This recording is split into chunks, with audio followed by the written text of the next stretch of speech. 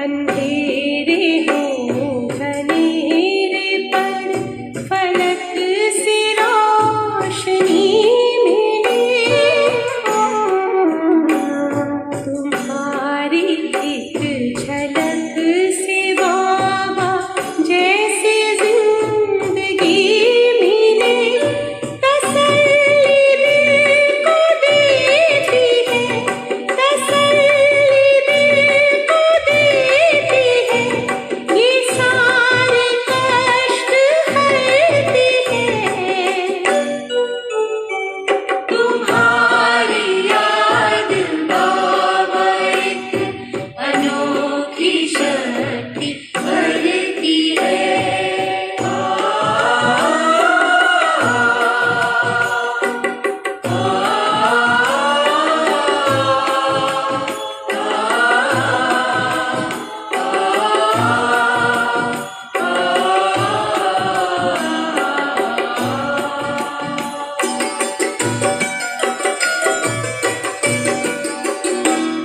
तुम्हारी याद कस्तूरी है जिसने मन को महकाया। सही ये बात है कि तुमसे हमने क्या नहीं पाया।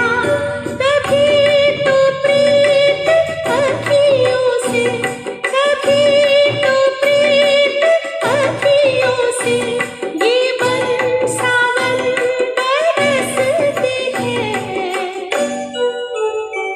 तुम्हारी याद बाबा एक अनोखी शक्ति भरती है।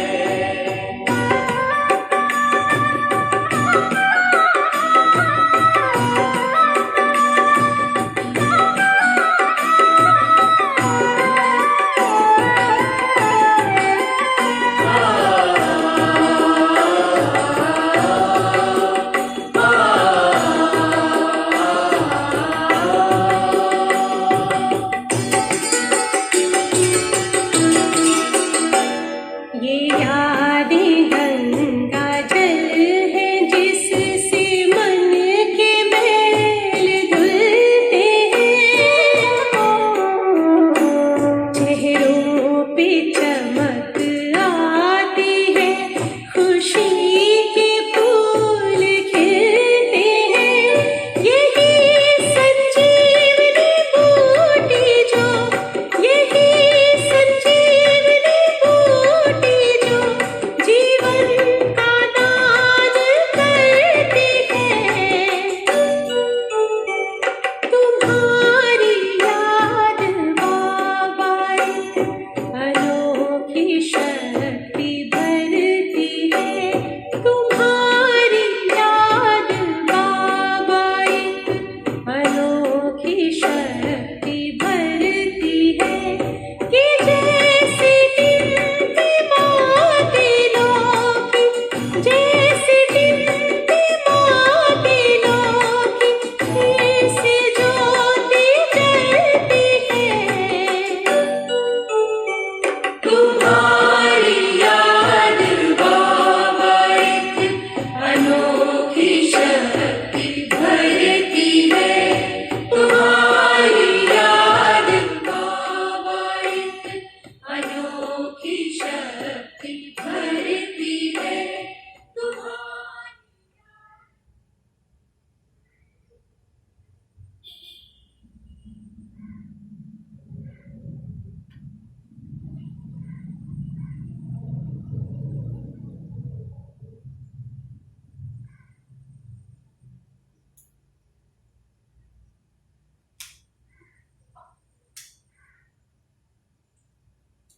ओम शांति। सभी मिलकर 3 बारी ओम शांति करेंगे।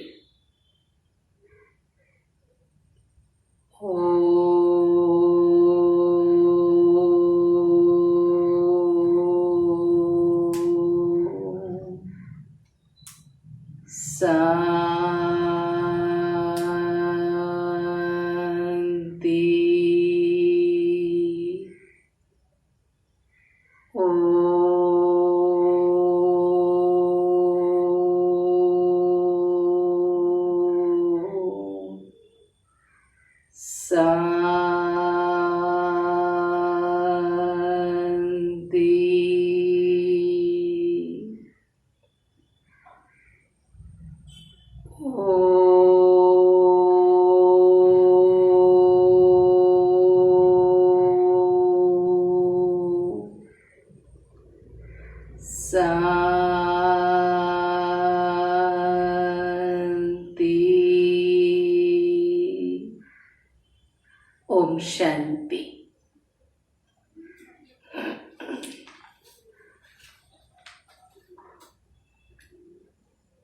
आज बाबा की सद्गुरुवार 3 तारीख की महावाक्य।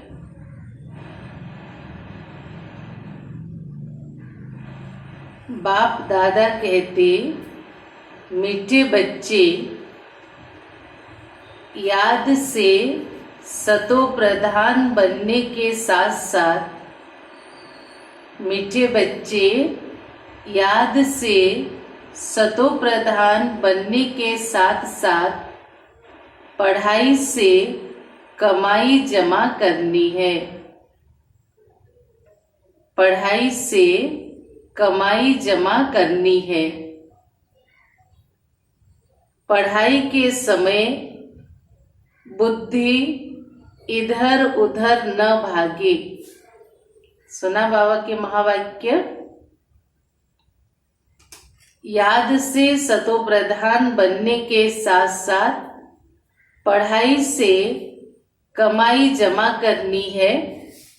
पढ़ाई के समय बुद्धि इधर उधर न भागे। आज के प्रश्न। तुम डबल अहिंसक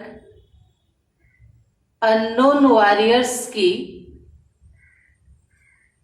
बाबा क्या कह रहे हैं?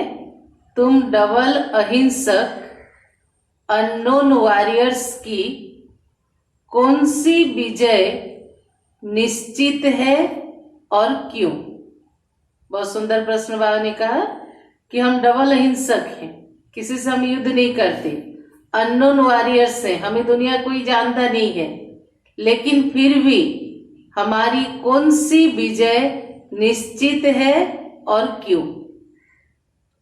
तो उत्तर में बाप दादा कह रहे हैं, तुम बच्चे जो माया पर जीत पाने का पुरुषार्थ कर रहे हो, तुम बच्चे जो माया पर जीत पाने का पुरुषार्थ कर रहे हो, तुम्हारा लक्ष्य है कि हम रावण से अपना राज्य लेकर ही छोड़ेंगे। तुम बच्चे जो माया पर जीत पाने का पुरुषार्थ कर रहे हो, तुम्हारा लक्ष्य है कि हम रावण से अपना राज्य लेकर ही छोड़ेंगे। यह भी ड्रामा में युक्ति रची हुई है।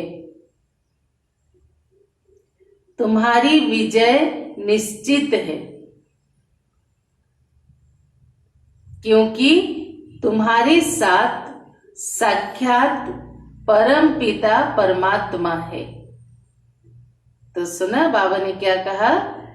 तुम्हारी विजय निश्चित है क्योंकि तुम्हारे साथ साक्षात परम पिता परमात्मा है। तुम योग बल से विजय पाते हो। मन मना भव के महामंत्र से तुम्हें राजाई मिलती है। मन मना भव के महामंत्र से तुम्हें राजाई मिलती है। तुम आधा कल्प राज्य करेंगे। तो एक बारी पुनः उत्तर सुनेंगे। तुम बच्चे जो माया पर जीत पाने का पुरुषार्थ कर रहे हो, तुम्हारा लक्ष्य है कि हम रावण से अपना राज्य लेकर ही छोड़ेंगे। यह भी ड्रामा में युक्ति रची हुई है। तुम्हारी विजय निश्चित है क्योंकि तुम्हारे साथ साक्षात परम पिता परमात्मा है। तुम योग बल से विजय पाते हो। मन मना भव के महामंत्र से तुम्हें राजाई मिलती है। तुम आधा कल्प राज्य करेंगे। गीत है मुरली की। मुखड़ा देख ले प्राणी जरा दर्पण में, कितना पाप किया कितना पुण्य किया इस जीवन में। ओम शांति। मीठे मीठे बच्चे जब सामने बैठे रहते हैं तो समझते हैं बरोबर हमारा कोई साकार टीचर नहीं है। बाबा क्या कह रहे हैं? जब मुरली सुनते हैं बाबा के सामने तो बच्चों की बुद्धि में क्या आता है? हमारा कोई साकार टीचर नहीं है, हमको पढ़ाने वाला ज्ञान सागर बाबा है। देखो कंटिन्यू बाबा मुरली में बच्चों को क्या निश्चय करा रहे हैं? हमेशा बुद्धि में रखो कि हमको पढ़ाने वाला कोई साकार मनुष्य नहीं है, हम भगवान के सामने बैठ के मुरली सुन रहे हैं और स्वयं ज्ञान सागर बाबा हमें पढ़ा रहे हैं।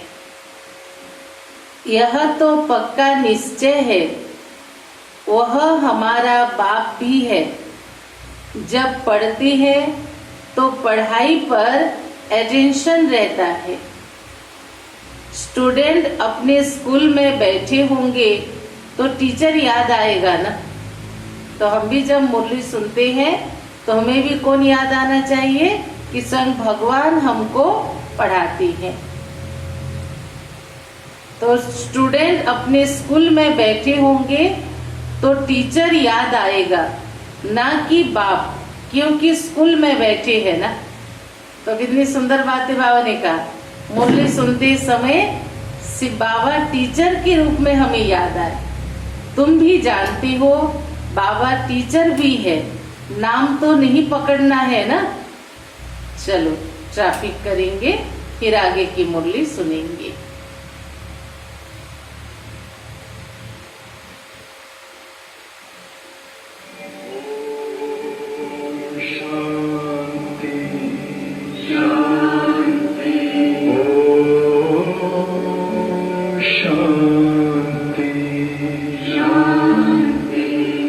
अंतर मन में ज्योति जगा लो, होगा दूर अंधेरा।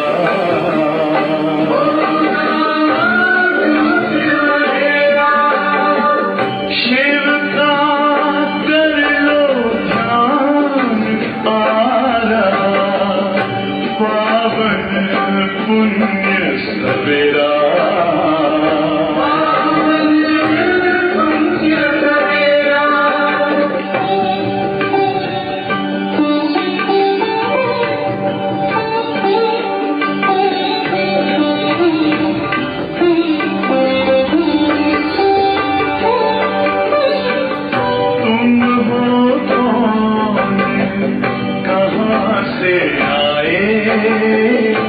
अपने आप को जानो,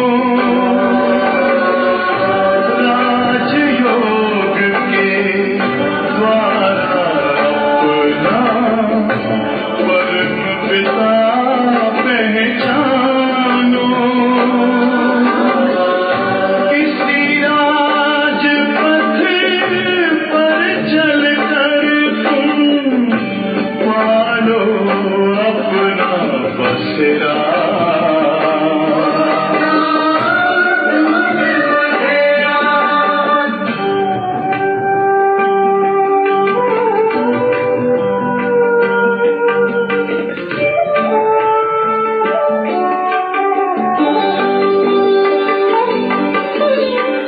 तुम हो आत्मा तन से प्यारे, परमात्मा को प्यारे। दिव्य गुणों को धारण करके योगी बनो दुलारे। ज्योति बिंदु ही तोड़ेगा ये माया मोह का घेरा।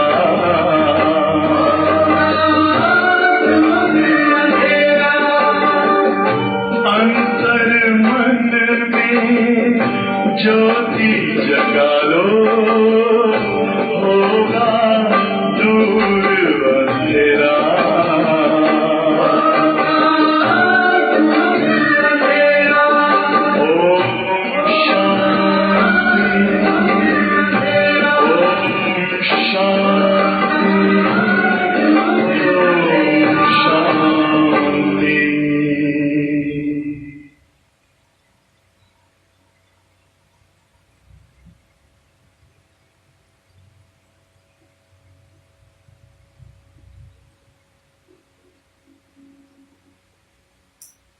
ओम शांति।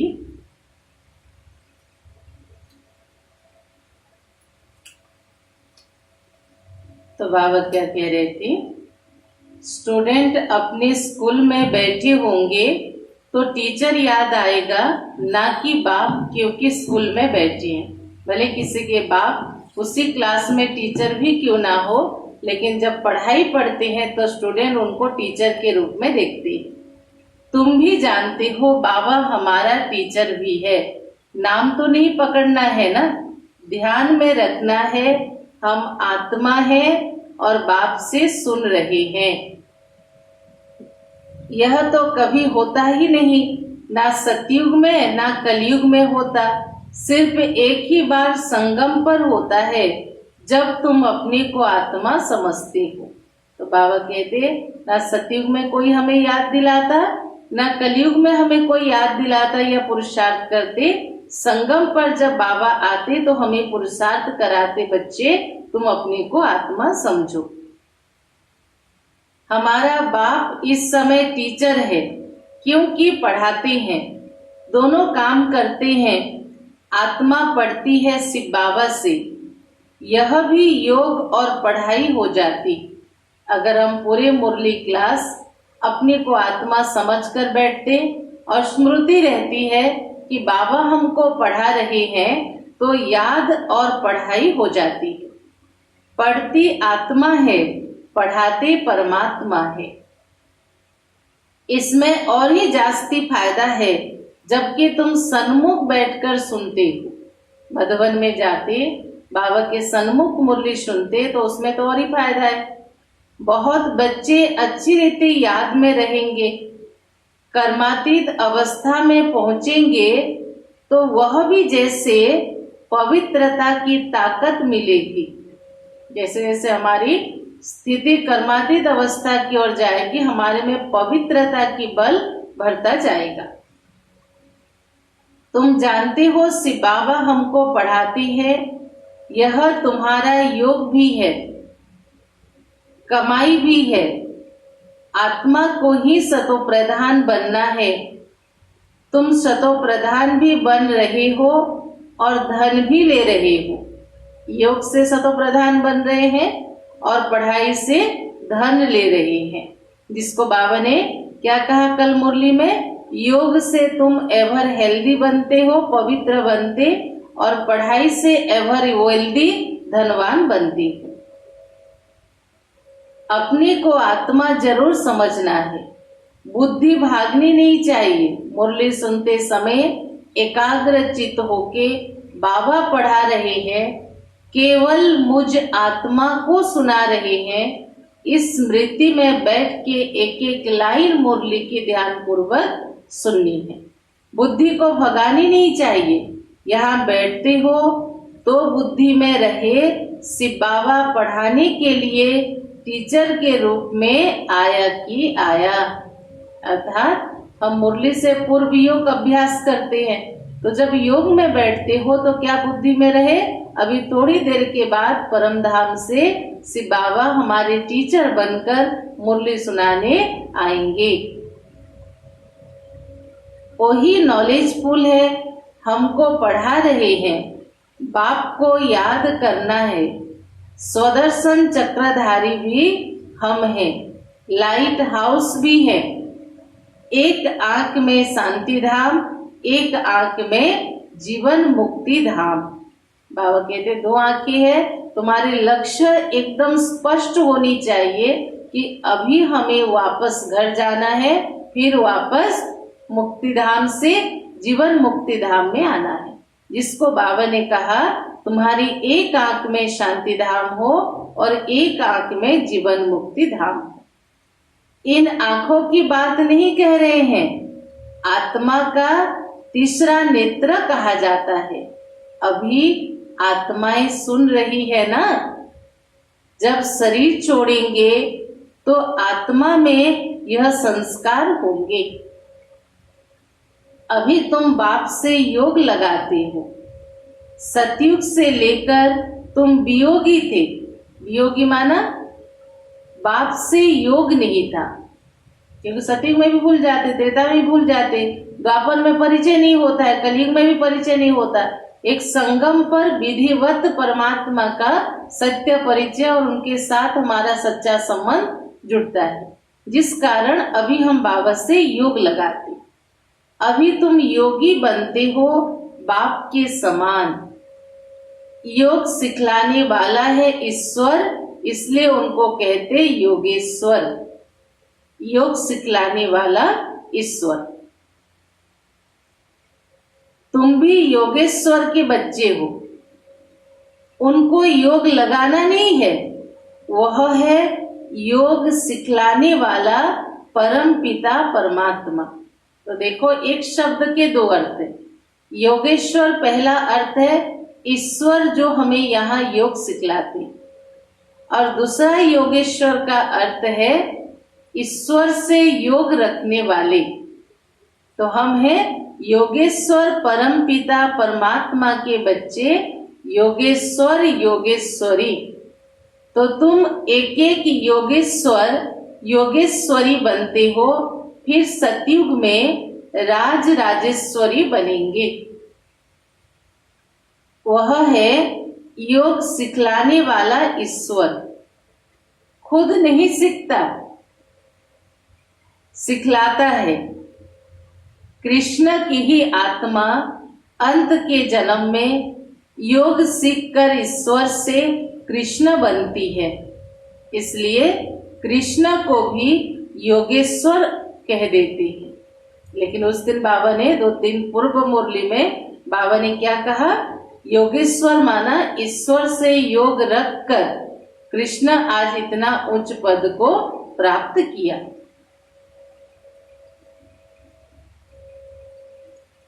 तो बाबा ने कहा क्योंकि उनकी आत्मा अभी योग सीख रही है ना, योगेश्वर से योग सीख कृष्ण पद पाती है। इनका नाम फिर उस समय ब्रह्मा था। कृष्ण जो पूर्व जन्म में परमात्मा से योग सीख रहे थे, उस समय उनका नाम प्रजापिता ब्रह्मा था। पहले तो लौकिक नाम था दादा लेखराज, फिर मरजीवा बने तो बाबा ने नाम रखा प्रजापिता ब्रह्मा, और जब सतयुग में जाएंगे तो नाम होगा श्री कृष्ण। सुना कितनी स्पष्टीकरण। लौकिक नाम दादा लेखराज, अलौकिक जीवन का नाम प्रजापिता ब्रह्मा, और दैवी जन्म में जब सतयुग में जाएंगे नाम होगा श्री कृष्ण। आत्मा को ही बाप का बनना है, बाप के बने तो मर गए। कोई मरता है तो लोग क्या कहते हैं? भगवान के पास पधारा। तो हम जीते जी यहाँ किसके पास आए? भगवान के पास आए।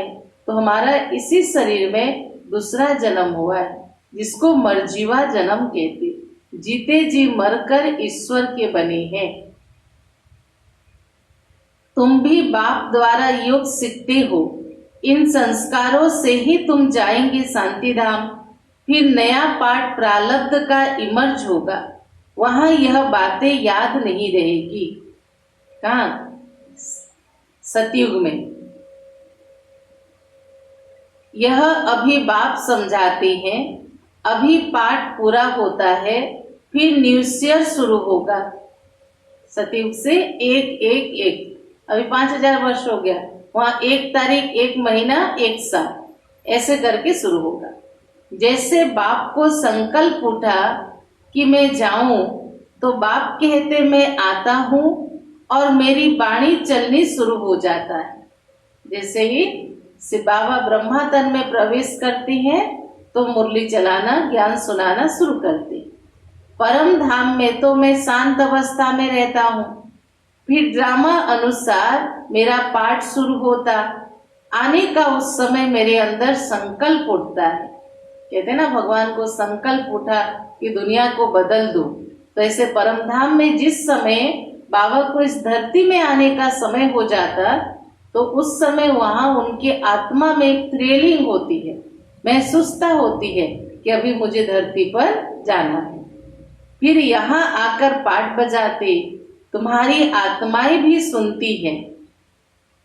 नंबरवार पुरुषार्थ अनुसार कल पहले मिशन, दिन प्रतिदिन वृद्धि को भी पाते जाएंगे। एक दिन तुमको बड़े रॉयल हॉल मिलेंगे। बाबा उस समय भविष्यवाणी किए थे कि एक दिन तुमको बड़े रॉयल हॉल भी मिलेंगे जिसमें बड़े बड़े लोग आएंगे। और आज तो बाबा के इतने बड़े बड़े सेंटर, रिट्रीट सेंटर बने हैं जहां आए दिन बड़े बड़े प्रोग्राम, कॉन्फ्रेंस, रिट्रीट होती रहती है। सब इकट्ठे बैठ के सुनेंगे। दिन प्रतिदिन साहूकार भी रंक होते जाएंगे। पेट पीठ से लग जाएगा। ऐसा समय आएगा, परमात्मा कह रहे हैं, जो साहूकार हैं वो गरीब होते जाएंगे। पेट पीठ से लग जाएगा। जितना कमाया, इकट्ठा किया, वो खत्म हो जाएंगे। ऐसी आफतें आनी है। मूसलाधार बरसात पड़ेगी तो सारी खेती आदि पानी में डूब जाएगी। नेचुरल कैलामिटीज तो आनी ही है, विनाश होना ही है। इनको कहा जाता कुदरती आपदाएं। बुद्धि कहती विनाश होना जरूर है। उस तरफ के लिए बॉम्ब्स भी तैयार हैं। नेचुरल कैलामिटीज आदि फिर यहाँ के लिए हैं। कहाँ के लिए? भारत में उसका बड़ा रोल है। उसमें बड़ी हिम्मत चाहिए। जब ऐसे महापरिवर्तन का समय होगा, उस दृश्य को देखने के लिए बच्चों में बड़ी हिम्मत चाहिए। अंगद का मिसाल है ना, उनको कोई हिला ना सका। यह अवस्था तुम्हें पक्की करनी है कि मैं आत्मा हूँ। स्थिति कैसे होगा? जब आत्मिक स्थिति आपकी मजबूत होगी, देह की स्मृति, देह की स्थिति से उपराम होगी। नहीं तो छोटी छोटी बातों में डर आएगा, भय होगा, चिंता होगा, परेशान मन हो जाएगा। इसलिए यह अवस्था पक्की करनी है, मैं आत्मा हूँ। शरीर का भान टूटता जाए। सतयुग में तो जब ऑटोमेटिकली समय पूरा होगा तो साक्षात्कार होगा। क्या है इसका भाव? कि जब 150 वर्ष की आयु पूरी होगी तो उनको साक्षात्कार होगा। एक छोटा सा नन्हा सा प्रिंस व प्रिंसेस की, और उनको बेहद खुशी होगी कि अभी हम इस शरीर रूपी वस्त्र को छोड़कर एक छोटे नन्हे से राजकुमार या राजकुमारी की वस्त्र को धारण करेंगे, जिसको कहेंगे इच्छा मृत्यु। कोई तकलीफ नहीं होगी, कोई दुखी नहीं होगा।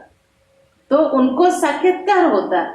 अभी हमको यह शरीर छोड़ जाए बच्चा बनना है।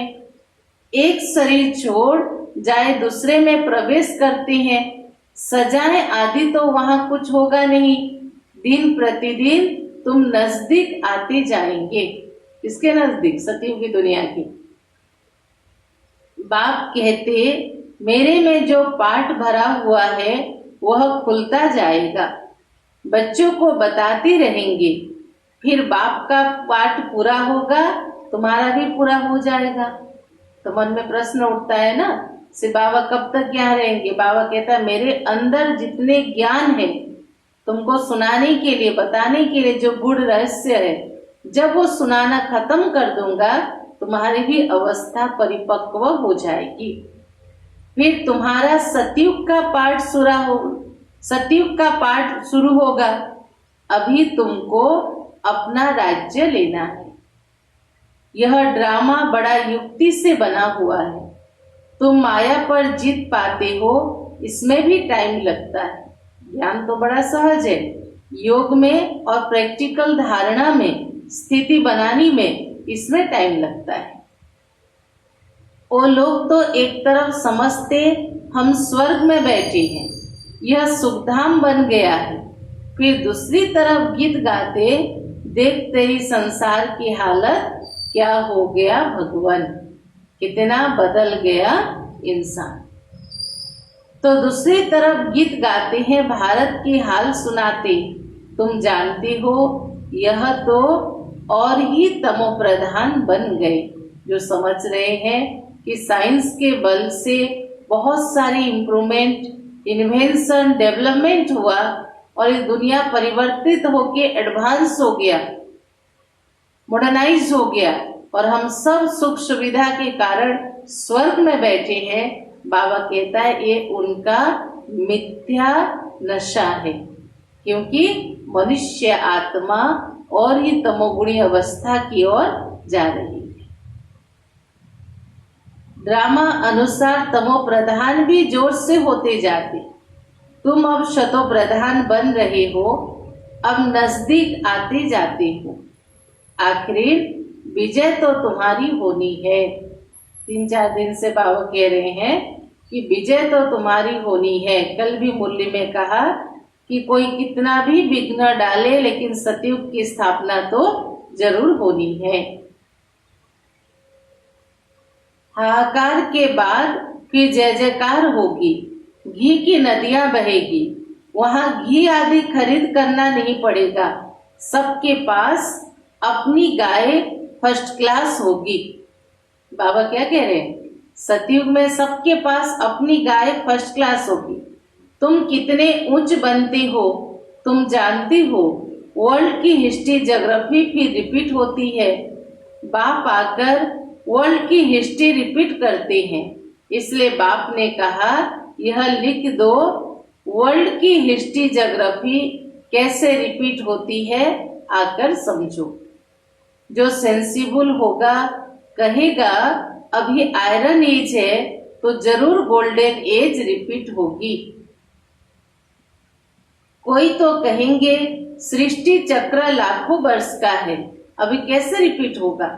क्यों कलयुग और लाखों वर्ष 4,36,000 वर्ष कुछ बाकी है, तो अभी भला कैसे रिपीट होगा? यहाँ सूर्यवंशी चंद्रवंशी की हिस्ट्री तो है नहीं ना, अंत तक यह चक्र कैसे रिपीट होता वह भी जानते नहीं कि इन्हों का राज्य फिर कब होगा। किनका? देवी देवताओं का। राम राज्य को जानते नहीं। अभी तुम्हारे साथ कौन है?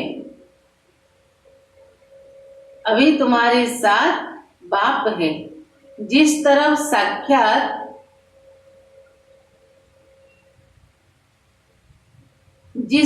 साक्षात परम पिता परमात्मा बाप है, उनकी विजय तो जरूर होनी है।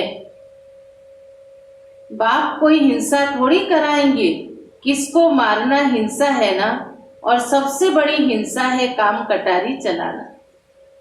अभी तुम डबल अहिंसक बन रहे हो, वहां है ही अहिंसा परमो देवी देवता धर्म।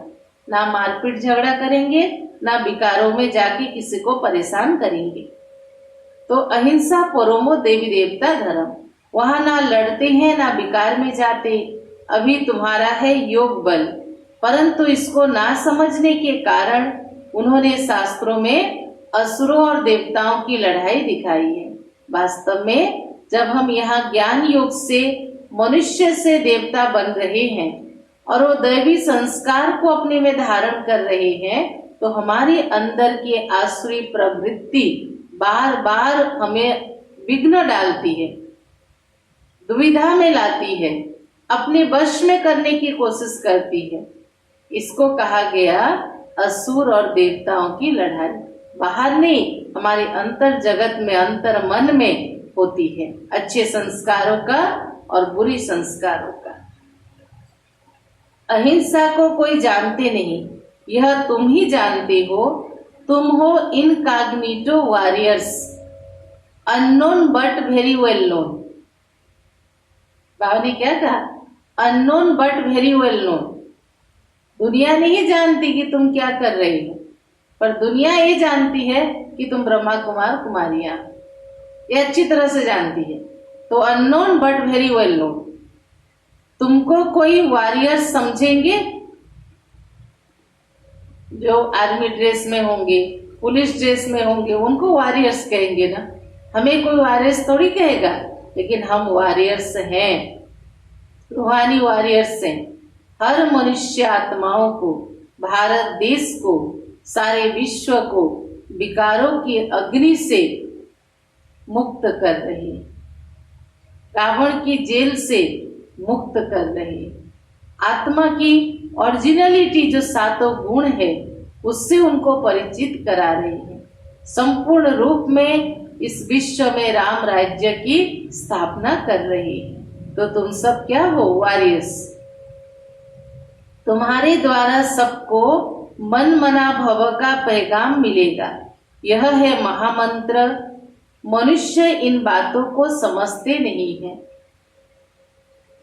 सतयुग त्रेता में यह होता नहीं है। मंत्र से तुमने राजाई पाई, फिर दरकार नहीं रहती। लोग प्रश्न पूछेंगे कि क्यों सतयुग में नहीं जरूरत?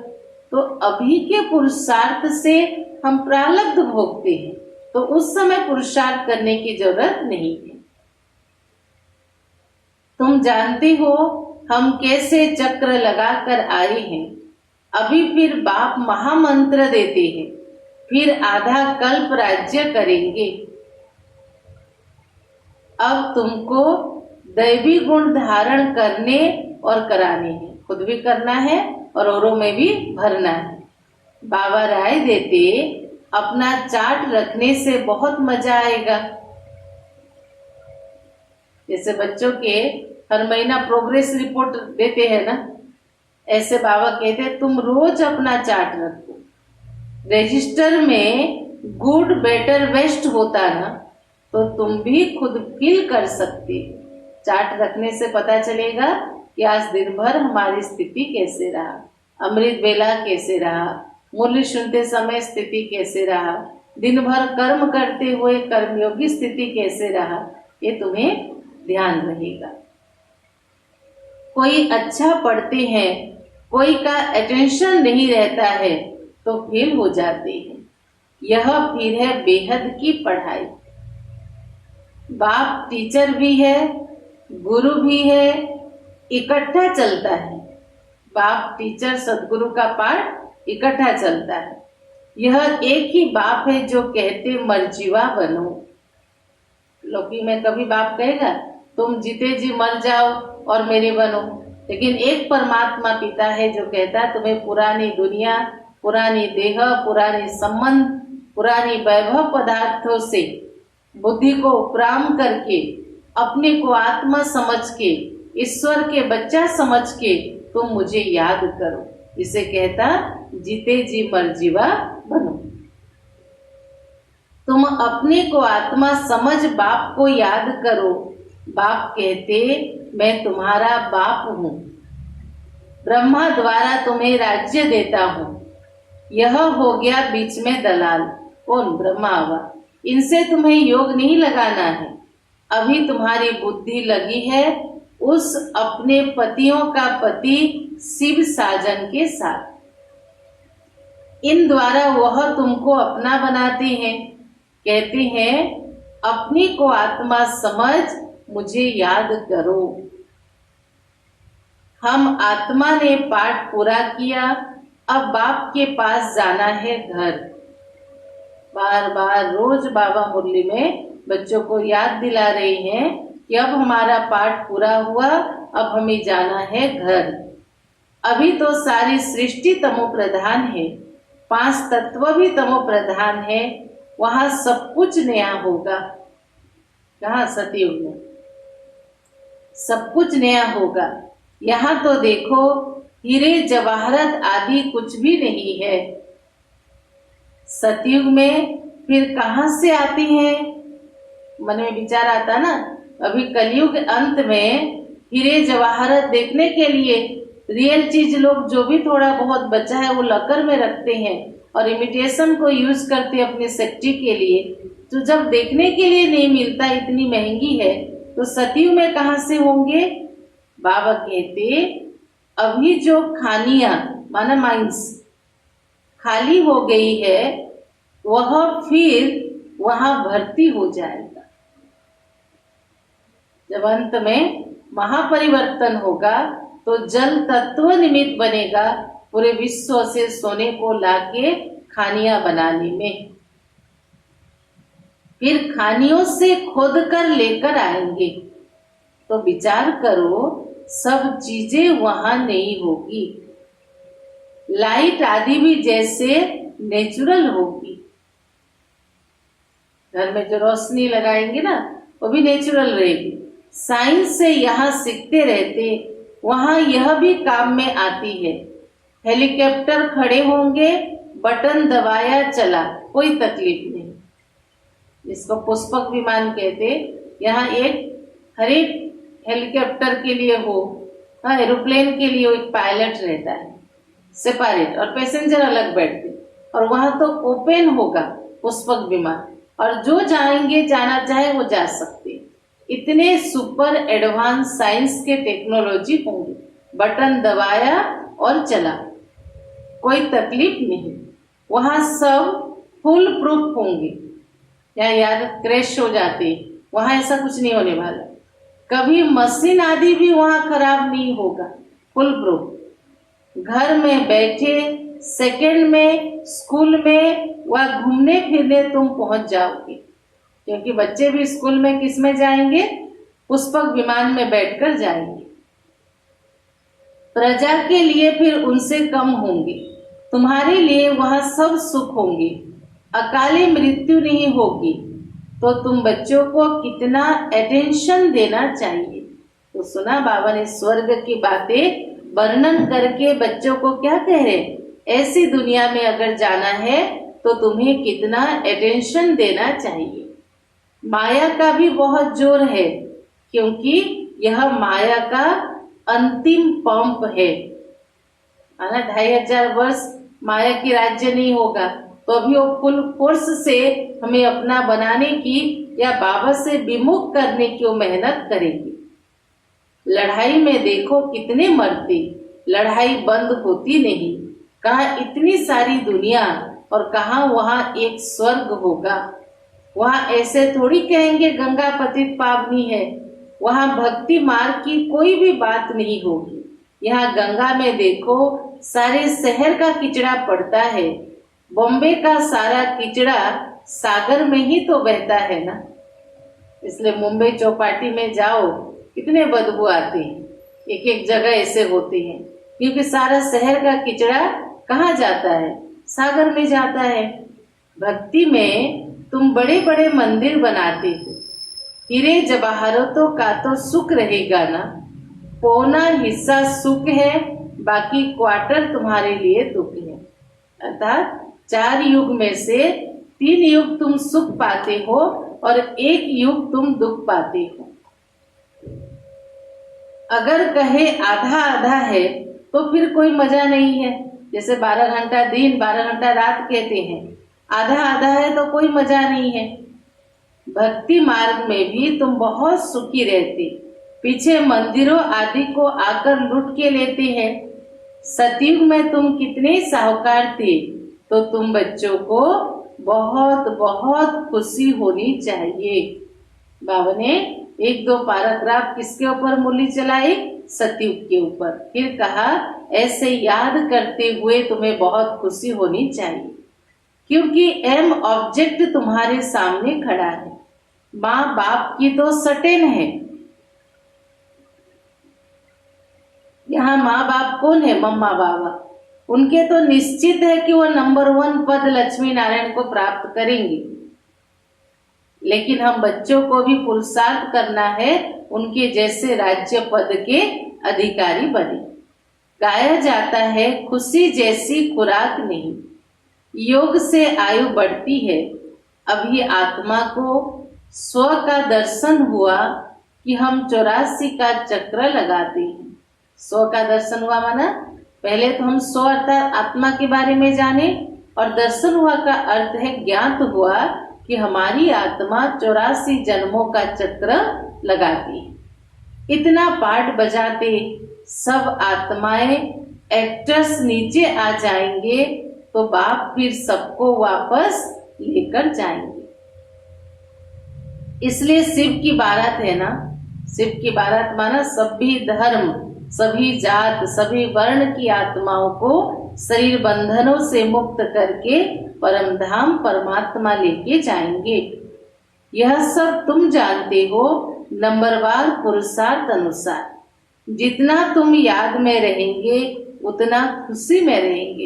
ये पॉइंट इस सीजन में अगस्त महीना में खास करके देखो, कितने बार बाबा ने रिपीट किया, जितना योग में रहोगे उतना खुशी मिलेगी। क्यों मिलेगी? क्योंकि योग से हमारे में पवित्रता की बल आती है और पवित्रता ही सुख शांति की जननी है। दिन प्रतिदिन फील करते रहेंगे क्योंकि सिखलाने वाला वह बाप है। यह भी तुम्हें सिखाते हैं, ब्रह्मा बाबा भी समर्थ है हमें सिखाने के लिए। इनको पूछने की दरकार नहीं रहती, पूछते तुम हो। जब से बाबा ब्रह्मातर में आके मुरली सुनाते, ब्रह्मा बाबा क्वेश्चन नहीं करते, क्वेश्चन हम बच्चे करते हैं और शिव बाबा जब उत्तर देते तो ब्रह्मा बाबा भी सुन लेते। तो पूछते तुम हो तो यह भी सुनता है, बाप रेस्पॉन्ड देते और यह सुनता है। कौन? ब्रह्मा बाबा खुद भी। इनकी एक्टिविटी कितनी वंडरफुल है, यह भी याद में रहते हैं, फिर बच्चों को वर्णन कर सुनाते हैं। बाबा हमको सिखलाते हैं, मैं उनको अपना रथ देता हूँ, सवारी करते तो क्यों नहीं खिलाएंगे। बाबा क्या कह रहे हैं?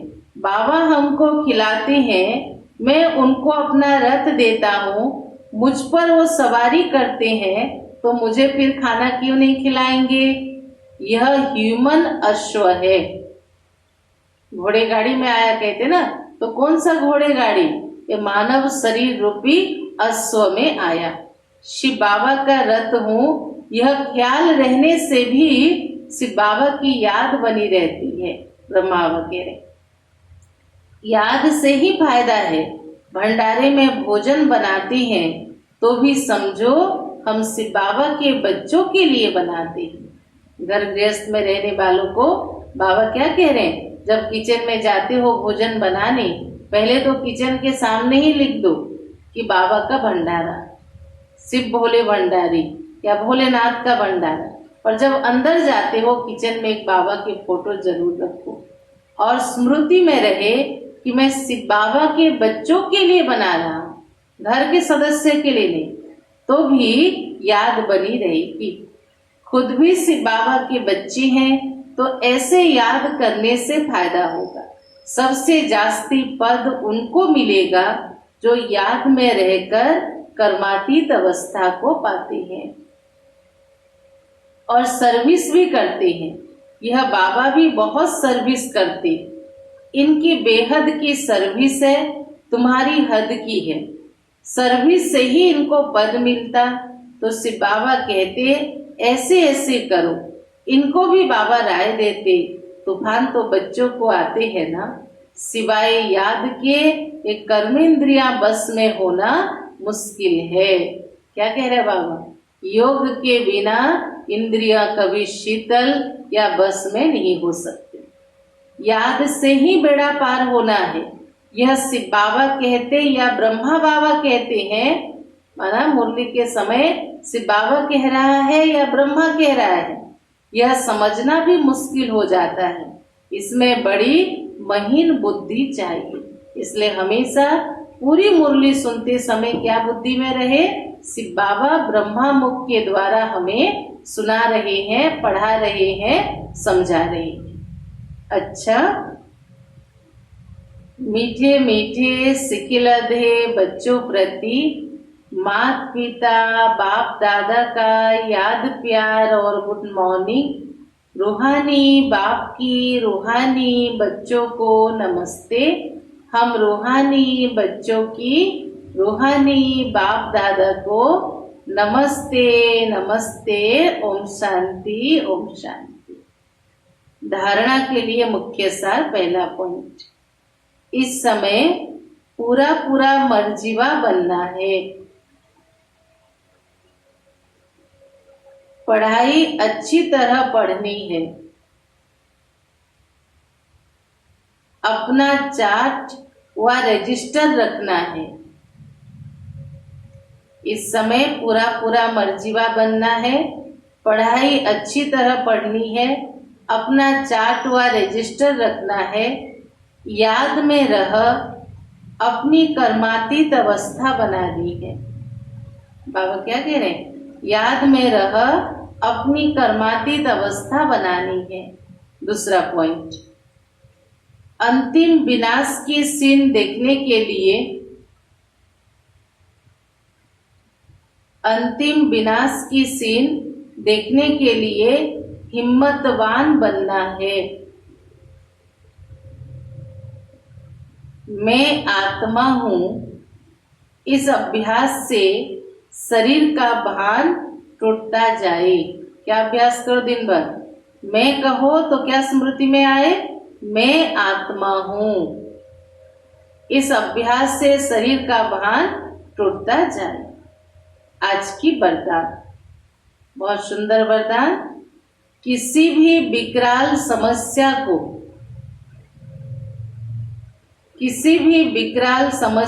को शीतल बनाने वाले संपूर्ण निश्चय बुद्धि भव। किसी भी विकराल समस्या को शीतल बनाने वाले संपूर्ण निश्चय बुद्धि भव। विस्तार सभी सुनेंगे। जैसे बाप में निश्चय है, वैसे स्वयं में और ड्रामा में भी संपूर्ण निश्चय हो। स्वयं में यदि कमजोरी का संकल्प उत्पन्न होता है तो कमजोरी के संस्कार बन जाते। इसलिए व्यर्थ संकल्प रूपी कमजोरी के जर्म्स, व्यर्थ संकल्प को बाबा ने क्या कहा? जर्म्स। कौन सा जर्म्स? कमजोरी के जर्म्स अपने अंदर प्रवेश होने नहीं देना। साथ साथ जो भी ड्रामा की सीन देखते हो, हलचल के सीन में भी कल्याण का अनुभव हो। वातावरण हिलाने वाला हो, समस्या विकराल हो, लेकिन सदा निश्चय बुद्धि विजयी बनो। तो विकराल समस्या भी शीतल हो जाएगी। एक बार और विस्तार सुने। किसी भी विकराल समस्या को शीतल बनाने वाले संपूर्ण निश्चय बुद्धि भव। जैसे बाप में निश्चय है, वैसे स्वयं में और ड्रामा में भी संपूर्ण निश्चय हो। स्वयं में यदि कमजोरी का संकल्प उत्पन्न होता है तो कमजोरी के संस्कार बन जाते हैं। इसलिए व्यर्थ संकल्प रूपी कमजोरी के जर्म्स अपने अंदर प्रवेश होने नहीं देना। साथ साथ जो भी ड्रामा के सीन देखते हो, हलचल के सीन में भी कल्याण का अनुभव हो। वातावरण हिलाने वाला हो, समस्या विकराल हो, लेकिन सदा निश्चय बुद्धि विजयी बनो। 2 दिन से बाबा क्या कह रहे हैं? क्या निश्चय हो? हमारे साथी कौन है, हमारे साथ कौन है, तो विकराल समस्या भी शीतल हो जाएगी। स्लोगन है, जिसका बाप और सेवा से प्यार है,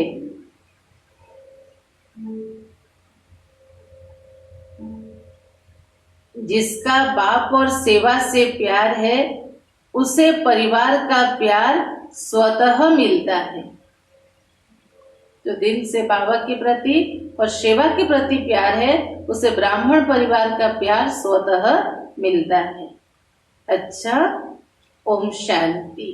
तो सुना सभी ने आज बाबा की मुरली की याद से तुम आत्मा सतो प्रधान बनते हो और पढ़ाई से तुम्हारी कमाई होती है। इसलिए पढ़ाई के समय तुम्हारी बुद्धि इधर उधर ना भटके। बाबा ने ये भी कहा कि पूरी मुरली में अगर बाबा की याद में रहकर मुरली सुनते हो तो तुम्हारा योग का भी खाता जमा होता, तो ज्ञान का भी खाता जमा होता। इसलिए जब मुरली से पूर्व योग करते हो तो स्मृति रहे, अभी परमधाम से शिव बाबा आया कि आया और हमें मुरली सुनाएगा। ये बुद्धि में रहे, बाबा ने कहा आज। और आज तो सद्गुरुवार है और आशा करते हैं सभी शाम का 6 से 7:30 के नमस्ताम योग भी करते होंगे, क्योंकि संगठित योग में ज्वाला का रूप लेता है। और जब एक संकल्प के साथ सभी संगठित योग अभ्यास करते हैं तो उसमें पूरे विश्व को वाइब्रेशन जाता। तो ऐसी महान सेवा के लिए हमें अपने को कभी भी वंचित नहीं करना है। तो आज सद्गुरुवार है, सभी जरूर बाबा को अपने अपने घरों में भोग लगाते होंगे। और भोग भी ऐसे ना हो। अगर सभी प्रकार की सुविधाएं हमारे पास है तो हम जरूर कुछ मीठा बाबा को बना के भोग लगाएं। जिनके पास सुविधा नहीं है, घर में सभी धारणा में नहीं है, तो भले फल का भोग लगाए, लेकिन बाकी सब कुछ बना के मुरली के पश्चात, जैसे अभी सेंटर में भोग लगेगा, आप भी अपने अपने घरों में एक ही समय भोग लगाओ। जो बाबा ने कहा था, घर घर में बाबा की झंडा लहराएगा, घर घर आश्रम बनेगा, ये तो वही समय है ना। आप सब घर में बैठ के योग कर रहे हो, घर में बैठ के मुरली सुन रहे हो, तो घर में बैठ के सद्गुरुवार की भोग भी एट ए टाइम एक साथ हम क्यों ना लगाएं। तो चलो सभी प्यारे बाबा को भोग स्वीकार कराएंगे। ओम शांति।